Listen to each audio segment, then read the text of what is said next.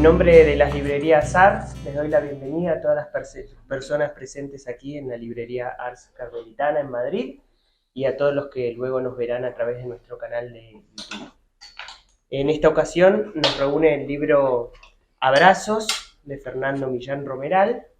¿Sí? Este libro fue editado en la editorial Procomún, en la colección narrativa La Rebelde Babel, y conversarán sobre él su autor y Luis García. Fernando pertenece a la Orden del Carmen, luego de realizar sus estudios en filosofía y teología en diversos centros de estudios, se doctoró en teología en la Universidad Gregoriana de Roma. Fue profesor de sacramentos en la Facultad de Teología de Comillas en Madrid de 1995 a 2007 y profesor invitado durante varios cursos en la Gregoriana de Roma. Fue prior general en la Orden del Carmen de 2007 a 2019 y actualmente es director del Instituto Universitario de Espiritualidad en la Universidad de Comillas y docente en la misma. Estudioso de Historia y de la Teología y de sus connotaciones culturales y políticas, ha publicado varios libros y artículos sobre la teología sacramental, sobre figuras del Carmelo del siglo XX como Tito Bratzmann, Donald Lamont y Bartolomé Siberta, y sobre otros temas de espiritualidad carmelitana. Es miembro del Consejo de Redacción de la revista Salterre de Madrid y ha sido vicepostulador de la causa de canonización de Tito Bratzmann, del que ha publicado una selección de escritos ante el nacionalsocialismo en la colección Textos para un Milenio. Además de su compromiso con la teología y la espiritualidad, tiene una faceta literaria que ha quedado reflejada en dos libros, Abriles Robados y la obra que hoy nos reúne, ambas editadas por Procomún Libros. Luis García es abogado de profesión, pero escritor de vocación. Se gana la vida entre contratos relacionados con la tecnología, pero la llena con muchas aficiones, entre las que leer y escribir ocupan un lugar preferente. En su faceta de escritor publicó, junto con una escritora y fotógrafa argentina, Poemografías, un libro en el que poemas, fotografías y prosa se dan la mano en una enredadera lírica. De la mano de la editorial Procomún, en 2022 vio la luz Palabras para un instante, una pequeña colección de cartas dirigidas a su hija Ana y escritas al hilo de las fotografías que ella había hecho durante su adolescencia con su teléfono móvil. En 2024 publicó Cuentos Perros, una colección de relatos donde los perros y la naturaleza son los protagonistas.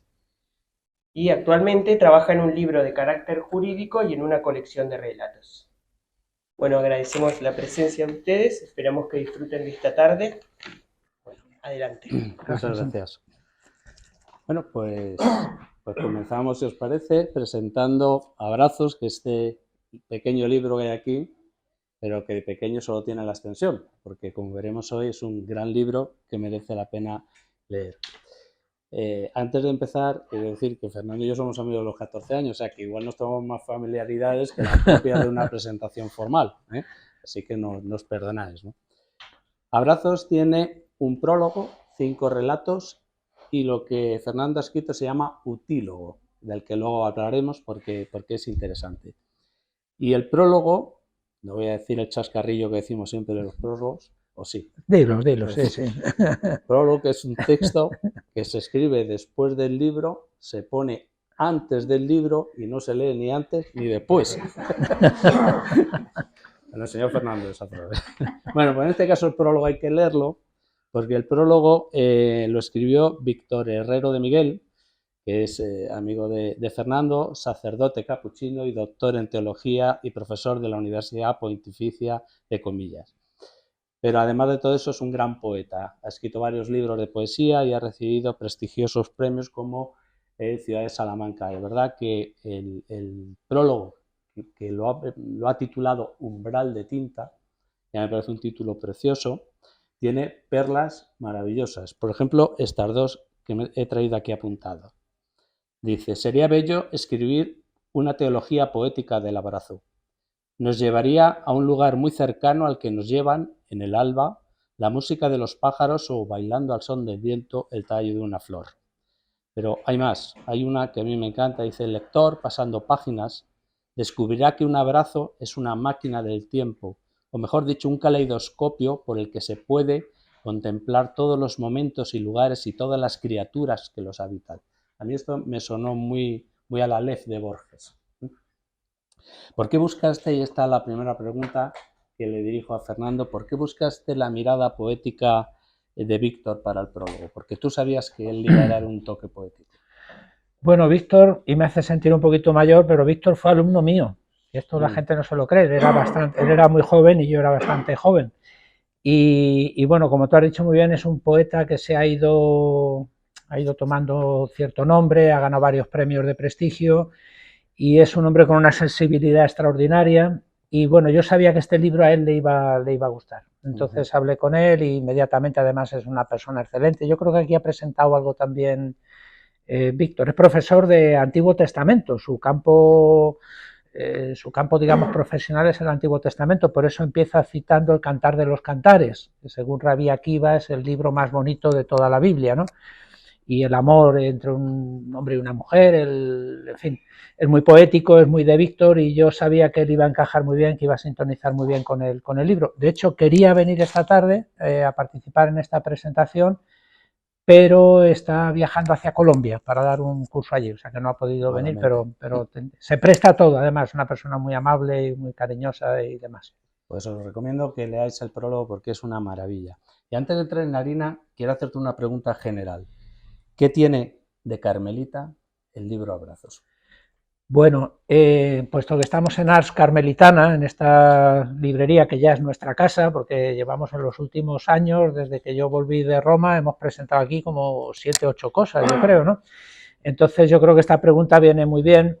Hombre, tiene, yo diría, 3 cosas. En primer lugar, en el relato del que ahora hablaremos de Sor Maruja, que es una monja de clausura andaluza, en un pueblo de la Castilla profunda, ¿no? Y el contraste que se produce ahí y demás, pues Sor Maruja está inspirada en algunas monjas carmelitas, ¿no? Siempre están mezclados, como hace Joaquín Sabina, que mezcla en una canción, mezcla 3 historias distintas y tal, ¿no?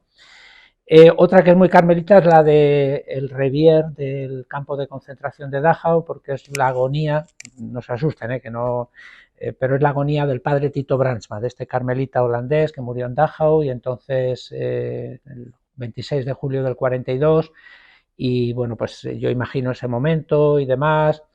Es un relato un poquito ácido, porque hablaremos ahora de eso. Sí, entonces es muy carmelita también. Y bueno, yo diría que tiene de carmelita, vamos a ver, el carisma, la espiritualidad, el estilo, llamadlo como queráis, de los carmelitas, pues tiene mucho que ver con la contemplación. Y la gente piensa que esto de la contemplación pues es estar alucinado, con los ojos en blanco y el cuello torcido, mirando, pero eso no, eso es otra cosa, ¿no? La contemplación es mirar alrededor, no es mirar, sino mirar alrededor y descubrir, pues para los que somos creyentes, no sé si ustedes lo son o lo son todos o lo que sea, pero para los que somos creyentes, pues es contemplar las huellas frágiles, contradictorias, humildes, de la presencia de Dios en nuestras vidas, ¿no? Yo creo que esto es el contemplativo. Entonces yo creo que hay una mirada, o intenta ser una mirada contemplativa, con ternura, con compasión, a la realidad que nos rodea. O sea que yo creo que el talante también pues es un poquito carmelita, o he pretendido que lo sea, no sé. Yo creo que lo has logrado. Bueno, ahora vamos a ir a hacer un pequeño viaje por los 5 relatos que componen Abrazos, del cual a mí personalmente el que más me gusta es el primero y el último. Me gustan todos, pero el primero me parece excepcional. Se titula, además, da título al libro, se titula Abrazo, y cuenta un abrazo que se produjo en la realidad en 1946 entre Eduardo Marquina, que era un intelectual afín al régimen franquista, que fue director de la Sociedad General de Autores y Escritores, que haciendo una gira por Hispanoamérica para promocionar el teatro español, pues se encontró con el que era su amigo de juventud, Luis de Zulueta, y se encontraron en Bogotá y se dieron un abrazo cuya historia ahora un poco más en detalle nos va a contar Fernando. ¿De qué abrazo, por qué es tan importante ese abrazo, Fernando, que se produjo en Bogotá en el 46? Mira, no os vamos a destripar ningún relato porque en estos relatos, como no ha venido todavía Miguel Ángel, que es el editor, lo puedo decir, porque si no me dice que hago contrapublicidad. Ah, está allí, o sea que bueno, ya no sé si decirlo o no, pero lo voy a decir, en estos relatos no pasa nada. Entonces, no son relatos que tengan una narrativa que, oye, no nos digas quién es el asesino, no pasa nada, no hay... Entonces, por eso lo puedo comentar ampliamente, ¿no? Yo, más que hablar del relato en sí, hablaría de la prehistoria de ese relato.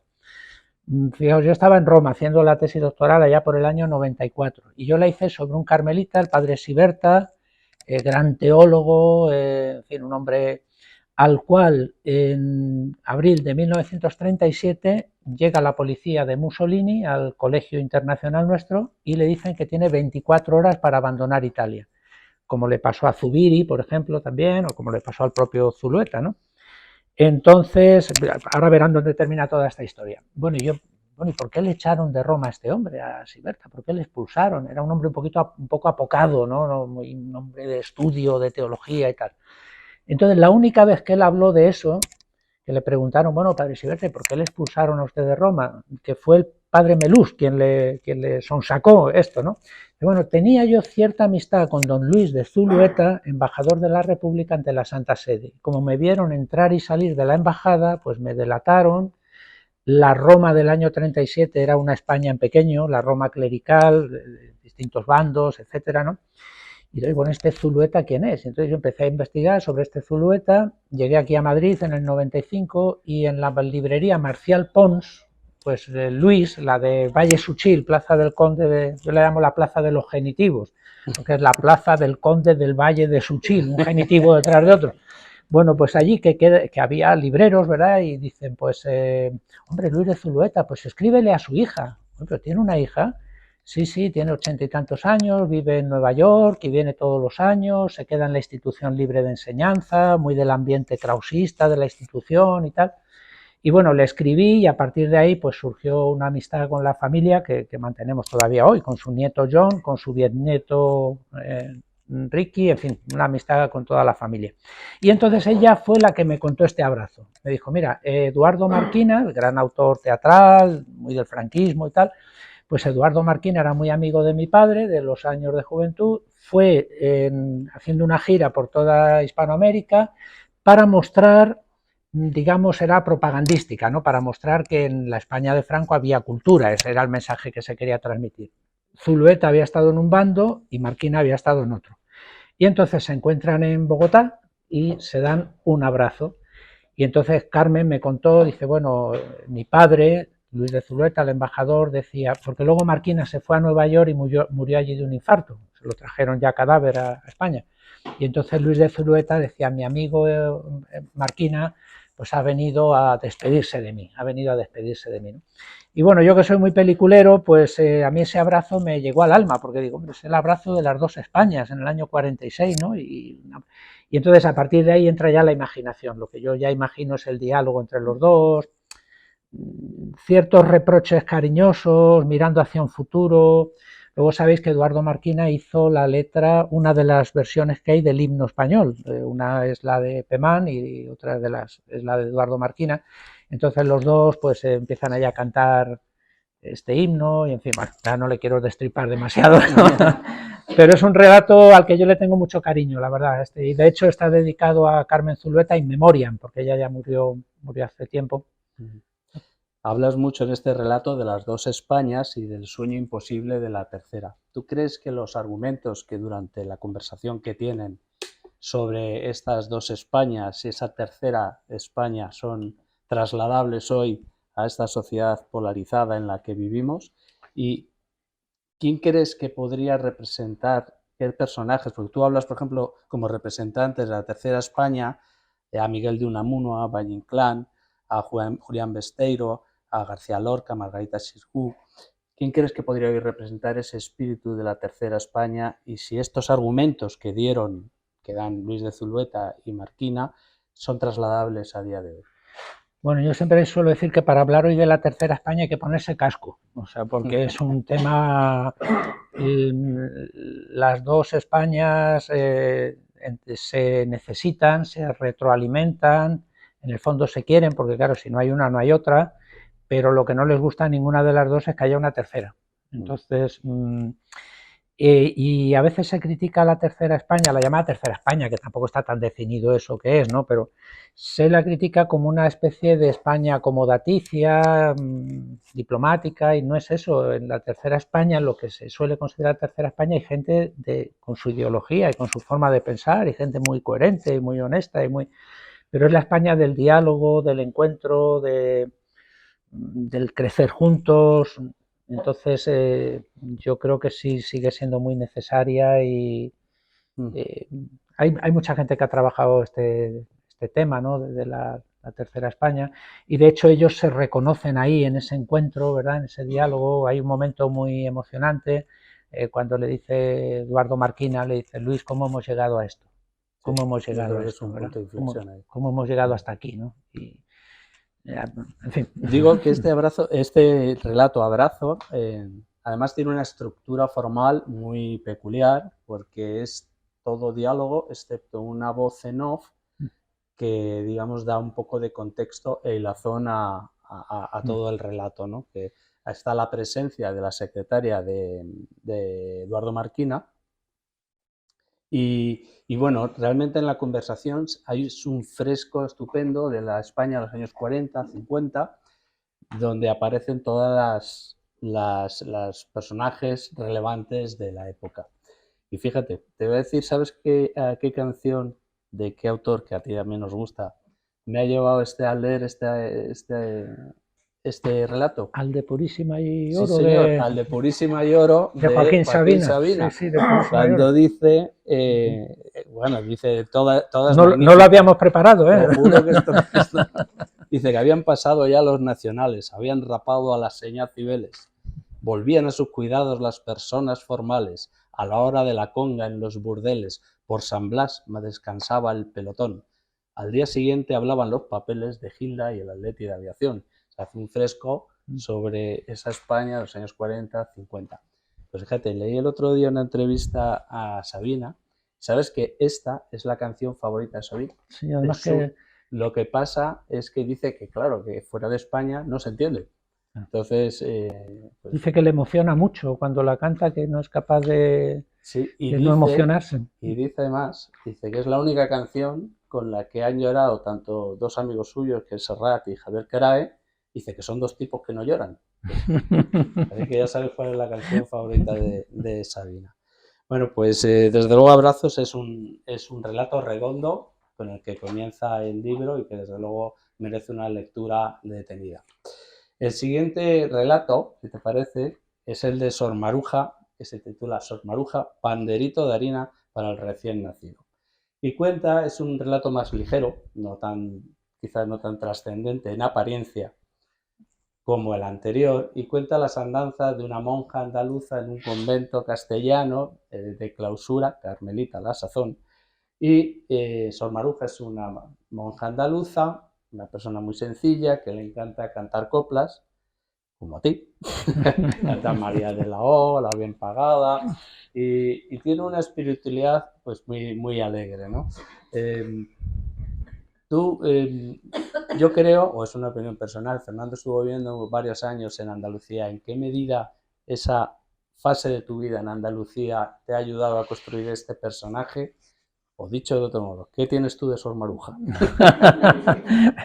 Bueno, lo de Andalucía sí, yo he vivido varios años en Andalucía y además he vivido siempre con andaluces. No sé si alguno de ustedes de aquí es andaluz. Pues entonces, y bueno, pues yo creo que sí que me ha influido en mi vida y que me ha marcado, ¿no? En una cierta forma de afrontar la vida. A veces son tópicos esto, pero también hay algo de realidad. Yo siempre cuento una anécdota que a lo mejor me la has oído alguna vez. Estábamos en la Peña Bética, que por cierto esta noche juega el Betis la final de la Copa no sé cuál, y estábamos ahí en la Peña Bética y estaba yo allí con otro carmelita y llegó una señora vendiendo los cupones, ¿no? de los ciegos, ¿no? Y era ciega.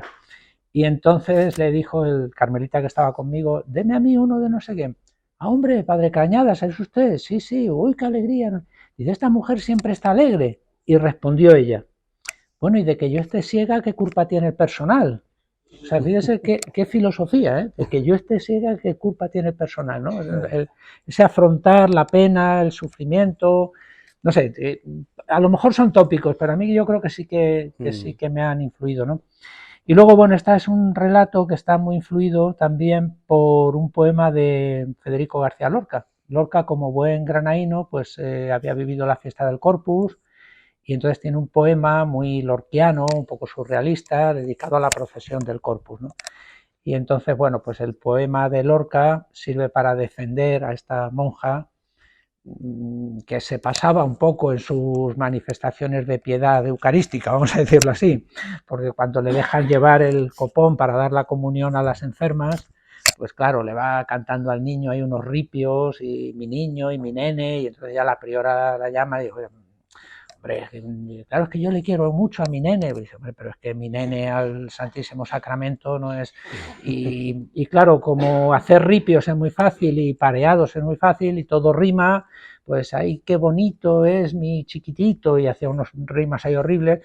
Y bueno, al final ya la dejan que haga lo que quiera y que diga lo que quiera, y forma parte de la historia del convento. Y el poema de Lorca, que da título, pues es la defensa de la piedad sencilla de esta mujer, una cosa así sería. A Sor Maruja se le coge cariño, ¿eh? O sea que hay que leerlo porque es un personaje entrañable.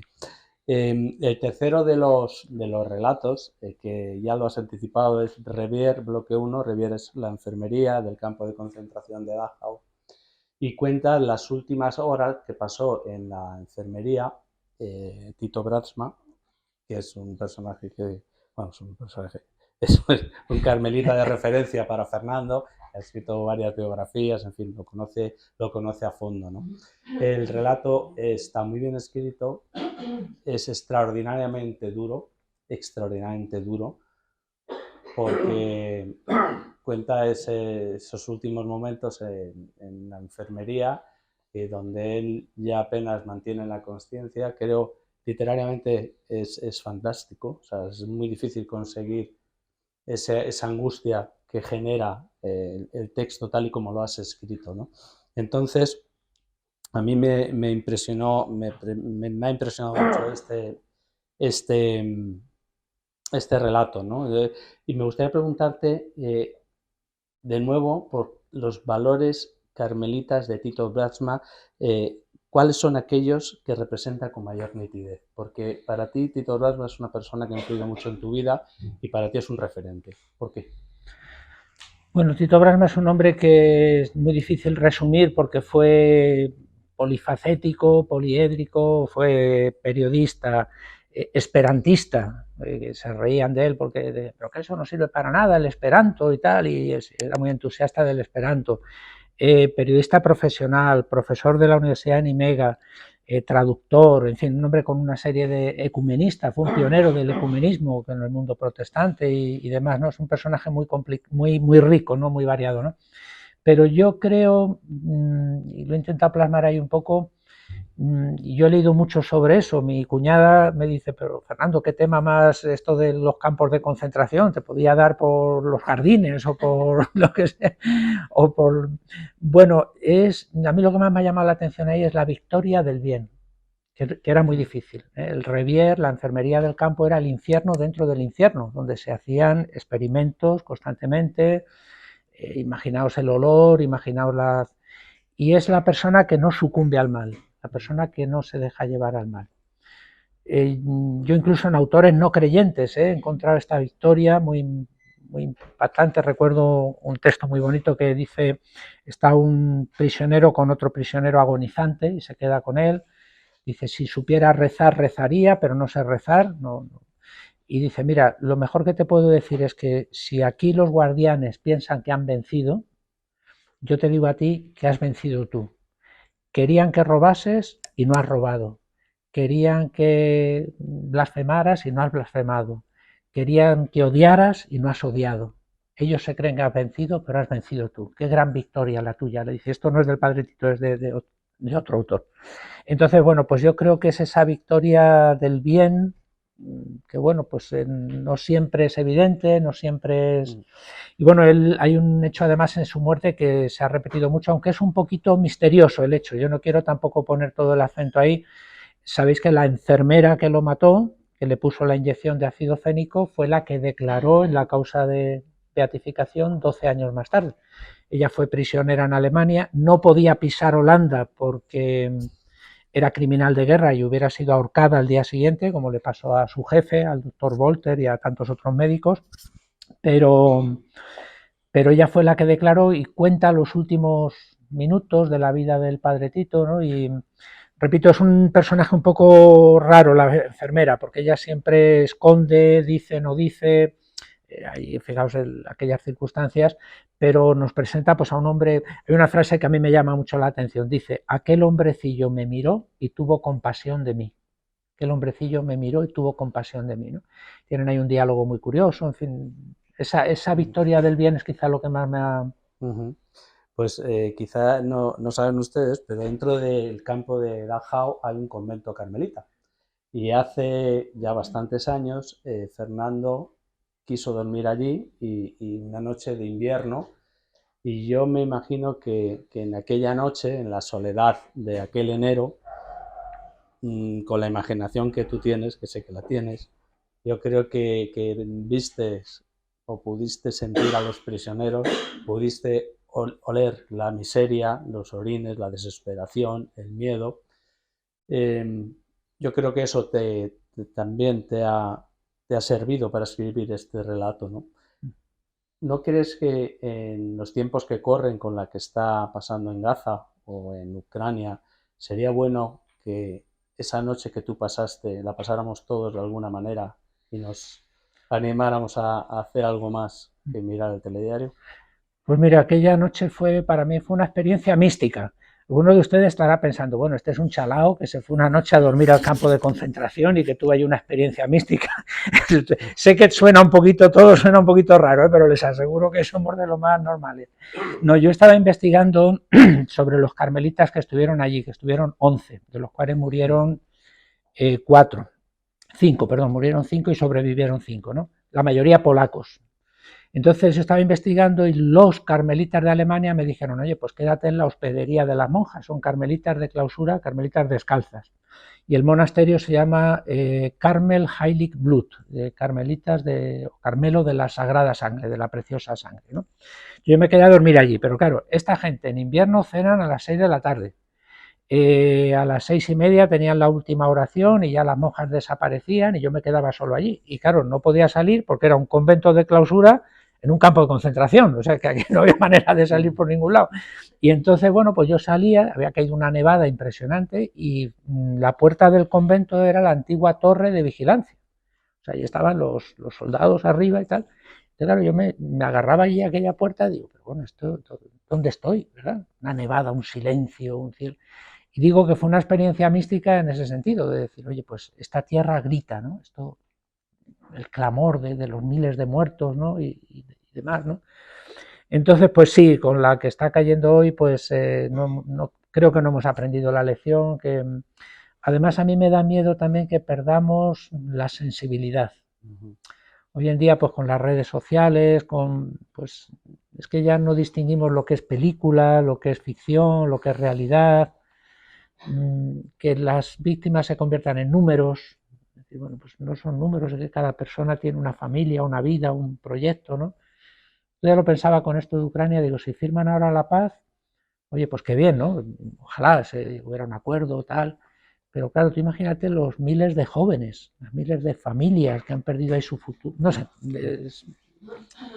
Bueno, vamos a pasar al siguiente de los relatos que se titula El Purgatorio. Purgatorio, contra todo pronóstico, es un bar de carretera en un puerto de montaña de los años 50, ¿no? Pues, por ahí, que está regentado por don Fausto, que es un dueño un tanto tiránico y quizá un patrón demasiado duro, por Alma, que es una chica que vive allí, es casi una criada, no sale, trabaja, vive allí, y la Alma espera a que venga sea, medio enamora, y no cuento nada con esto, con un tal Salvador.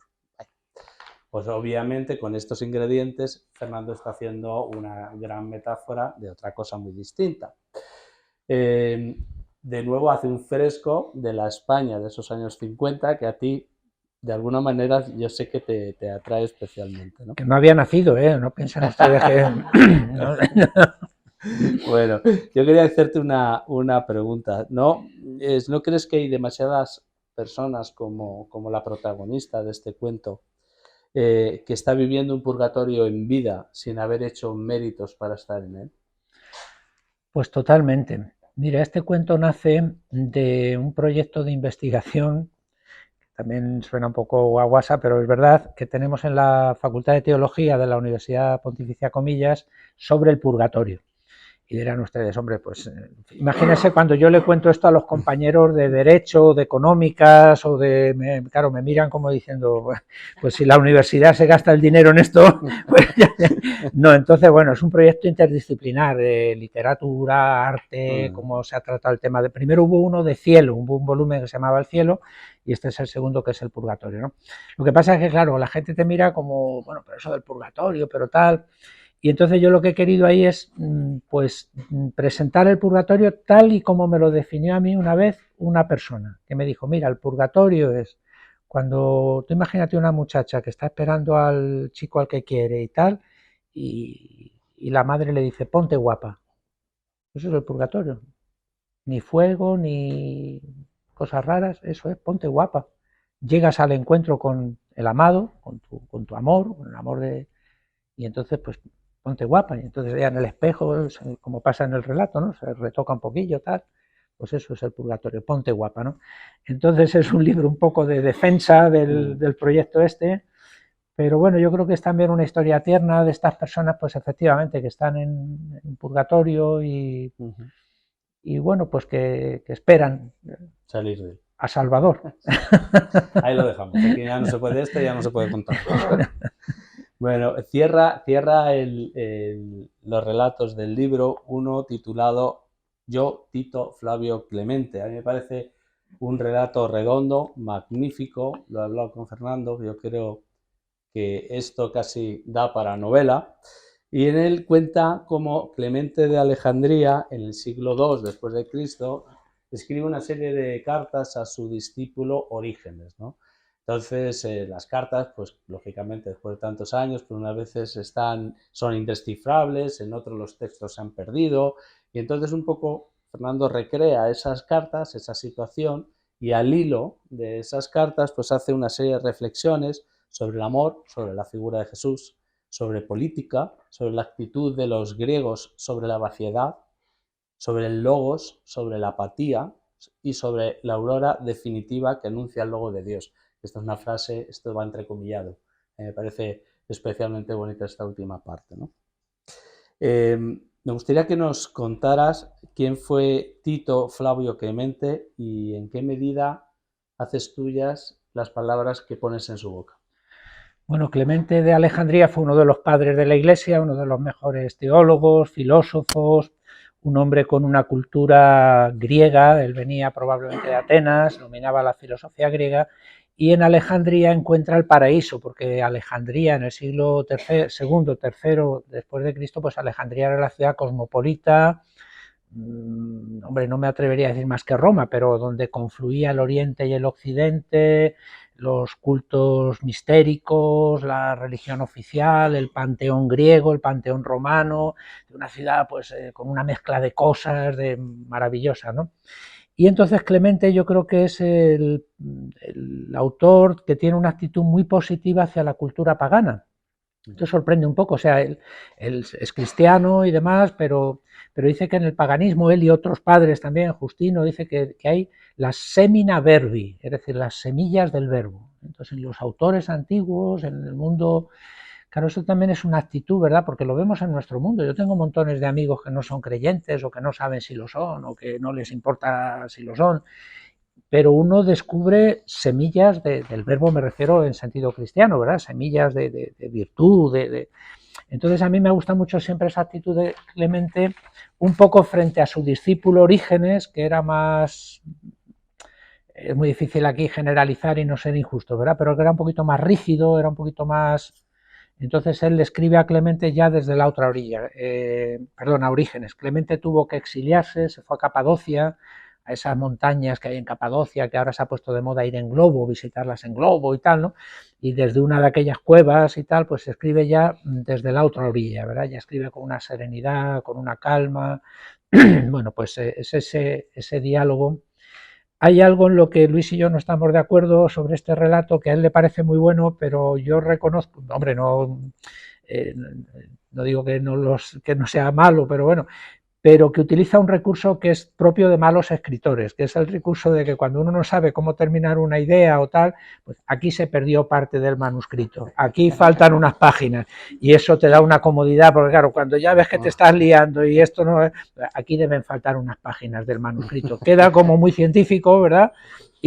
Pero bueno, yo disfruté mucho, la verdad, con este relato, escribiéndolo. Y no te animas a hacer una novela, porque podía ser una novela histórica de las que están tan de moda, donde tú reflejaras a través de este diálogo los hechos de aquella época. Pues mira, esto fue, ¿te acuerdas? Una discusión con Víctor, con el que ha hecho el prólogo, el poeta, porque yo pienso que a mí la novela se me queda larga, se me queda grande. Digo, estamos en familia y aquí muy a gusto, no hay que andar con, ¿verdad? Es decir, yo creo que para a mí una novela se me quedaría grande. Yo me siento más a gusto en el relato breve, ¿eh? La novela yo creo que pide mucha templanza al escritor, ¿verdad? No dejar que se le caiga demasiado. Entonces yo no me considero capacitado para meterme con una novela. Digo que no estábamos de acuerdo porque Víctor defiende mucho el relato breve. Él dice que el relato breve es un género mucho más complicado que la novela. Pero yo creo, personalmente, yo creo que a mí la novela se me quedaría un poquito larga. Es una afición a ello, o sea que no... Bueno, también quería, porque al hilo de cada uno de los relatos aparece una fotografía. Cuéntanos por qué esas fotografías y la historia que hay detrás de ellas. Pues mira, son fotografías muy queridas.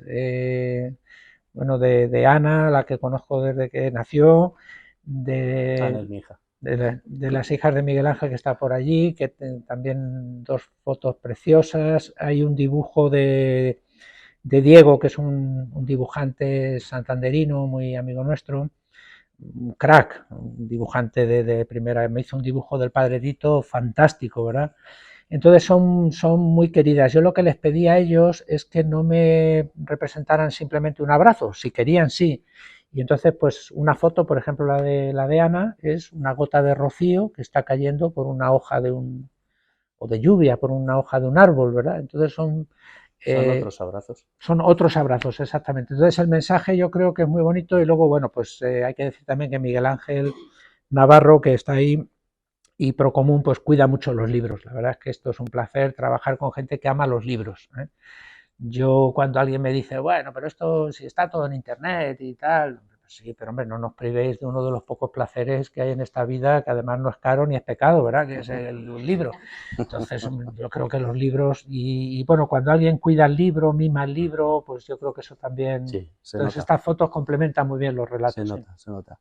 Pues hasta aquí los 5 relatos, lo que pasa es que el libro no acaba. El libro, como he dicho al principio, tiene una última sección que también la ha escrito Fernando, se titula Autílogo, con ese nombre no puedo ir sino al final, donde Fernando nos da un poco las razones que le llevan a escribir, poner un pie en la ficción, ¿no? Porque Fernando tiene mucho escrito pues, sobre sus estudios, su especialidad, pero de vez en cuando pues, le gusta escribir más allá de eso, ¿no? Pero fijaos cómo lo dice él, ¿eh?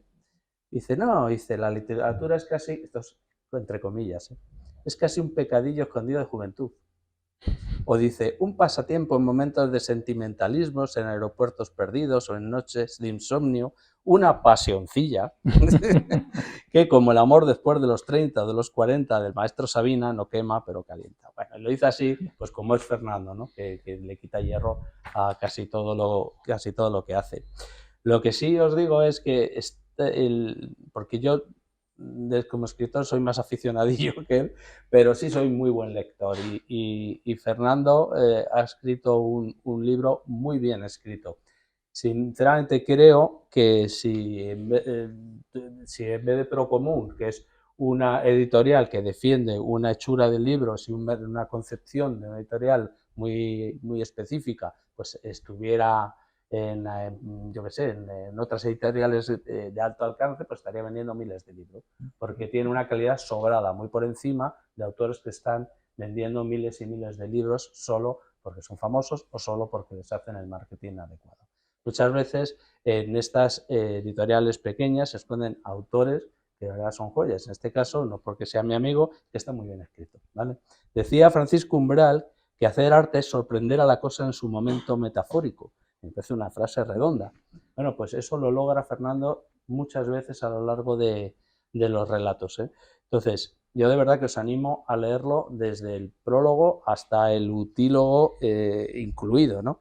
Y quiero leeros una frasecita que creo que es muy definitoria de qué va Abrazos, ¿no? Es de Fernando en el utílogo y dice así: me interesan, me fascinan, me consuelan los hombres buenos. El caso de Tito Brandsma, Luis de Zulueta o Bartolomé Siberta y alguno más me ha ayudado a ser mejor persona. La vida, en el fondo, va de eso y de poco más. Me parece magistral. Yo, corrígeme, y es la última pregunta que quiero hacerte, es, podríamos decir, sin temor a equivocarnos, que la bondad es la que hilvana los 5 relatos? Pues yo creo que sí, totalmente. Yo creo que la idea de la bondad, mira, el otro día discutía yo con un familiar mío, además, que me decía, bueno, pero es que, claro, esto de sí, ser buenos y el buenismo y tal, y yo decía, hombre, pues mira, es verdad que el buenismo es peligroso, porque el buenismo es hacer cosas sin tomar decisiones, pero a mí me da rabia que en nuestra sociedad estemos tan preocupados con el buenismo y no estemos preocupados con el malismo, porque eso sí que es peligroso, el malismo. El buenismo es malo, pero el malismo es peor, ¿no? Entonces yo creo que sí, esa necesidad de bondad, yo lo aplico también a veces, y no quiero hacer política, pero lo aplico también a la política. ¿Os dais cuenta cuando un político tiene un gesto de bondad,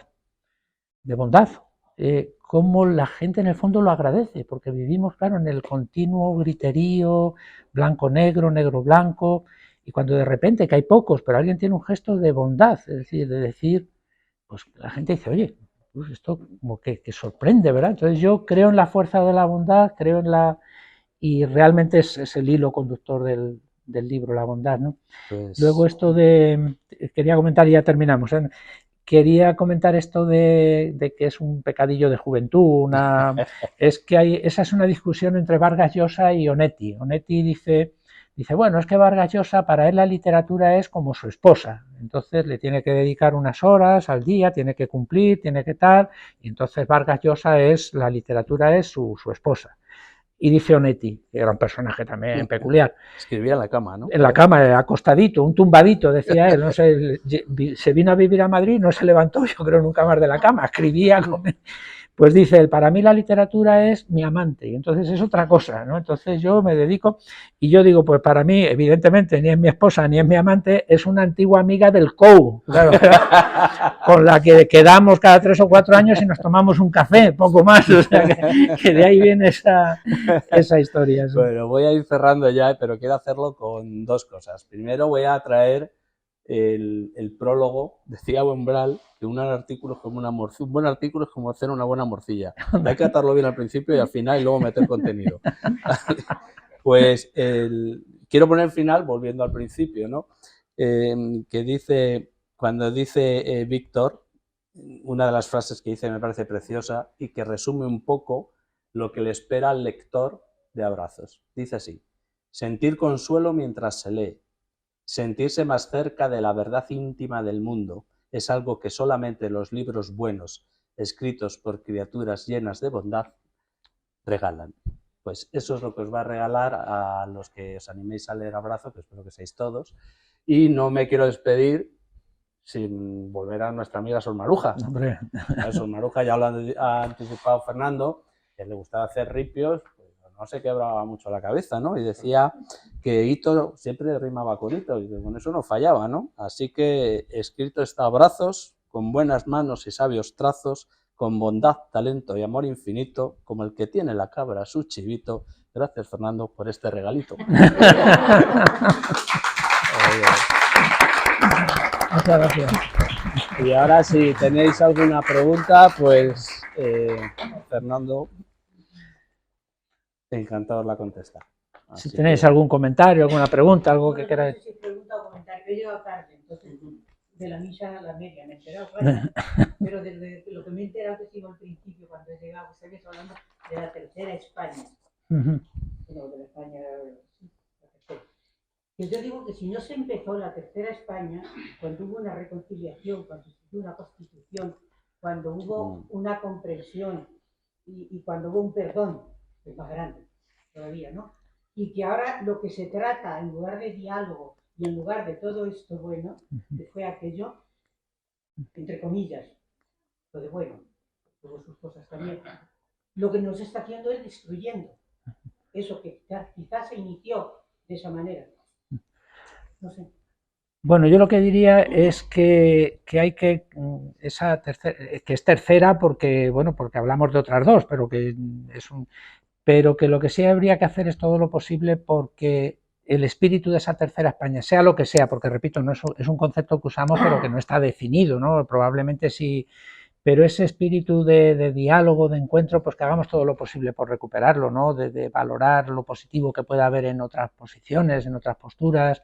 Es verdad que es un problema mundial, esto también es cierto, porque fijaos que hay una crispación mundial y tú vas viendo Estados Unidos, Brasil, Italia, vas viendo que también ese... Entonces, bueno, pues salir de ciertas dinámicas, crear ámbitos de encuentro. Moleste, porque a lo mejor hay una dirección más amplia. Siempre es en España solo, digo en Galicia, pero que es una dirección más amplia. Sí, exactamente, sí. Entonces, bueno, pues buscar esos ámbitos de encuentro, de diálogo, de reconocimiento, de construcción común. Yo creo que por ahí también pues tenemos que seguir avanzando siempre, ¿no? En todo y bueno, yo creo que hay gente muy buena también y que en todas las posiciones políticas, sociales, etcétera, ¿no? Con ganas de ese... Y bueno, pues seguir trabajando en esa línea, ¿verdad? De cada uno desde su ámbito y desde su... Habéis comentado que la bondad es un poco transversal en todo lo que ¿no? Me gustaría saber, también habéis hablado del buenismo y del malismo, ¿no? Pero ¿cómo consideras que se entiende la bondad en la sociedad actual? Pues yo creo que se tiene una idea un poco ramplona, por lo general. O sea, que se piensa, yo te he puesto este ejemplo de una conversación con un pariente mío, y dice, no, claro, pues ser bueno, pues tal, pues no. Entonces yo creo que, dicho así, iba a decirlo con un casticismo, pero como lo estamos grabando no lo voy a decir, que lo voy a decir más finamente, ¿no? Yo creo que para ser buenos hay que echarle mucho coraje a la vida, ¿eh? O sea, el ser bueno en el sentido que no es un pánfilo ni es sino el buscar el bien, el no dejarse vencer por el mal, el no dejarse vencer por el derrotismo, por el fatalismo, ¿no? El, el no pensar que uno es más feliz haciendo el mal, sino que el mal nunca lleva a la felicidad. Pues yo creo que hay una idea un poquito ramplona que habría que superar, ¿no? Y que nos está haciendo mucho daño el que haya esa idea de que, por ejemplo, el pensar que la bondad es un lastre en la vida, ¿no? Entonces, pues claro, yo creo que eso habría que esa imagen de la sociedad habría que superarla, ¿no? Que no perdamos también la capacidad un poco de emocionarnos. Yo creo que es fundamental en la vida, ¿no? La capacidad de emocionarnos ante un... Bueno, yo soy muy emocionable. Todos los años cuando ponen Qué bello es vivir en Navidad, pues todos los años lloro en las mismas escenas Pero, hombre, yo creo que perder esa capacidad de emoción, ¿no? Pues que nos está haciendo mucho daño también, ¿no? Pero hay volviendo a tu pregunta, hay una idea un poco ramplona de lo que es la bondad, un poco... Pues mira, yo creo que sí, por la falta de sentido también, ¿no? La pérdida de sentido, el pensar que la vida no tiene un sentido y que por lo tanto, pues todo en el fondo da igual. Yo creo que sí, son fenómenos muy complejos, ¿no? Pero yo sí que reivindicaría la bondad como valor social, como, no sé. Va a parecer un gancho de los trinderos, pero yo que me he leído el libro del tirón, porque hay que leer un tirón. Por cierto, el formato no se les ha hablado, pero es pequeño, pero es un gran libro y la portada es Sí. El título está súper bien escrito, súper bien montado, porque es precisamente yo más que el buenismo, o sea, ¿qué puede unir todos estos relatos? Ser bueno, ¿sí? Y tú no puedes hacer, nadie da un abrazo sin ser bueno, pues ser bueno en ese momento, ¿no? Entonces, en cada punto, en cada uno de los relatos lo notas el abrazo, ¿no? Y me parece que el título está muy bien tirado por eso. Antes de que sea el primer relato, pero en todos hay abrazo. Pues fíjate, Ángel, la portada está tomada de un cuadro de Guayasamín que es de la colección privada de una amiga nuestra, de Macarena Crespo, que es también de nuestro grupo, así un poco friki. Y luego, también por levantar acta de esto, lo del ultílogo viene de otro amigo nuestro sevillano, que es Pedro Godoy, que ha colaborado en muchos proyectos nuestros de textos para un milenio y tal, y él fue el que nos dijo, oye, poned ultílogo, que es una palabra que existe, no sabíamos si poner epílogo, dice, no, el ultílogo, y entonces nos hemos aficionado y ahora en todos los libros sacamos un ultílogo. Y proemio también, ¿no? Exactamente, sí, sí, proemio como y prólogo y ultílogo como epílogo. Que cojan la Terminal 4, o sea, del satélite, la Terminal 4 de Madrid, al abrirse el tren, está Guayasamín. Guayasamín, para ver justamente los murales que son... Sí. Me ha encantado el libro y estoy de acuerdo con todo lo que has dicho, todo lo que, por supuesto, entre los dos que lo hacéis fenomenal. Ayer estuve en el Colegio Mayor Méndez con el cardenal, nuestro cardenal, y estuvimos hablando y haciendo preguntas. Era la reunión que tenemos todos los años con el cardenal, que suele reunirse para saber cómo está la educación, cómo están los... con profesores, no hay estudiantes, eran solo profesores universitarios. Era para la universidad y profesores. Y como estaba ahí haciéndole preguntas, venían de distintos profesores de distintas academias o escuelas técnicas, todo va a hacer y cómo estaba. Nos dijo una cosa que me sorprendió muchísimo. Hay muchísimos suicidios entre la gente joven. Nos dijo la cantidad, es que era impresionante. Entonces empezamos a hablar de cosas de estas, como hemos dicho. Pero en un resumen, muy resumido, luego te comentaré algo del libro que tú dijiste algo, yo me quedé con ganas de la otra vez, de un día que estábamos hablando de decirlo, y dijo, es que es muy importante también, no es la idea de esta de hoy en día, es muy importante el abrirse a todos. Y eso es lo que he visto en este libro, son muy diferentes, es una monja, son unos señores que están, dos grandes escritores que se encuentran en América, es muy diferente. Y siempre esos abrazos con todos, ¿no?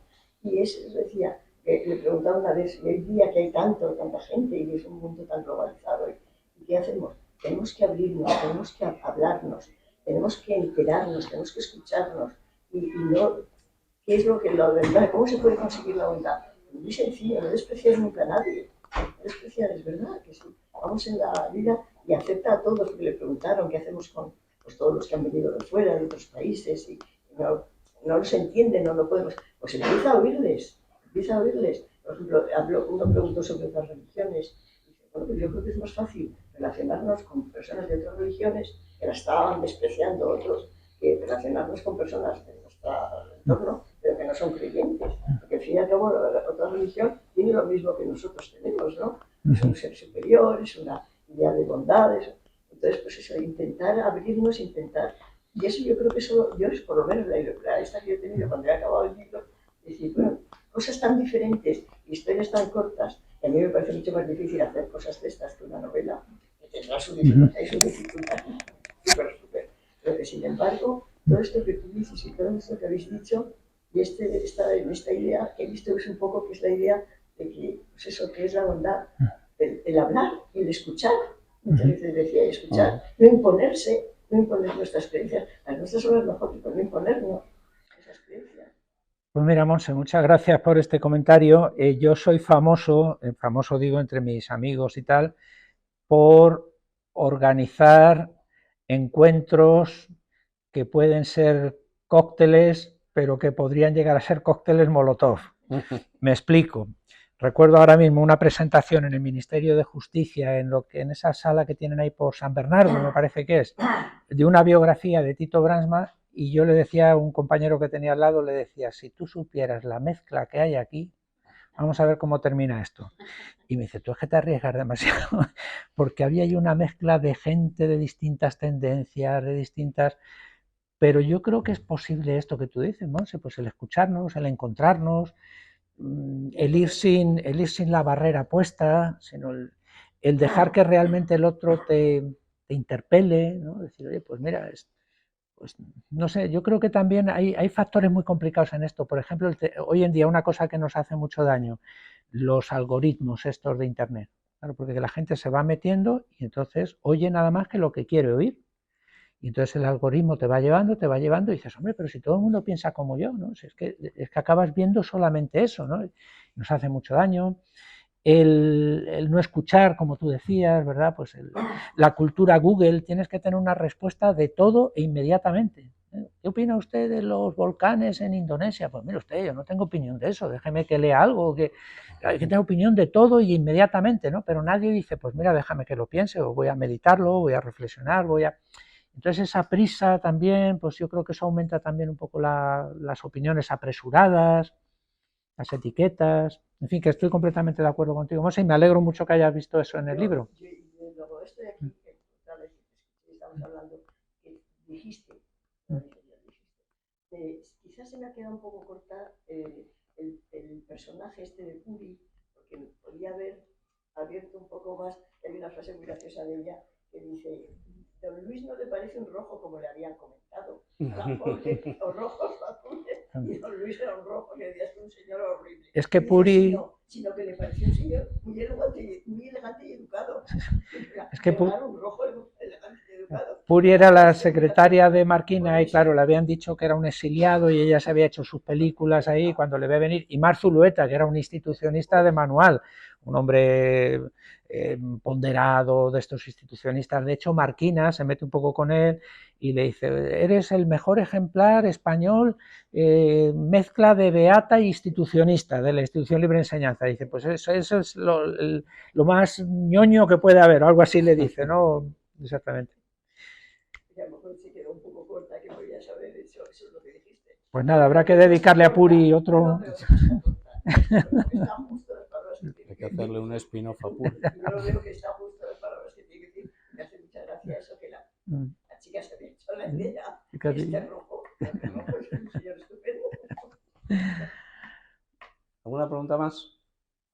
Pues cortamos aquí, sí. Pues nada, que muchísimas gracias por venir hoy aquí, que ha sido un placer, hemos pasado un rato estupendo. Yo lo paso fatal en estas presentaciones, porque, o sea, que parece que tenemos mucha soltura, pero claro, yo cuando empiezan los elogios, pues ya no sé dónde mirar. Ya tengo una técnica que es la mirada perdida, o sea, que es que está hablando Luis y tal, y entonces yo una mirada como profundísima ahí, pero es que lo paso fatal, o sea,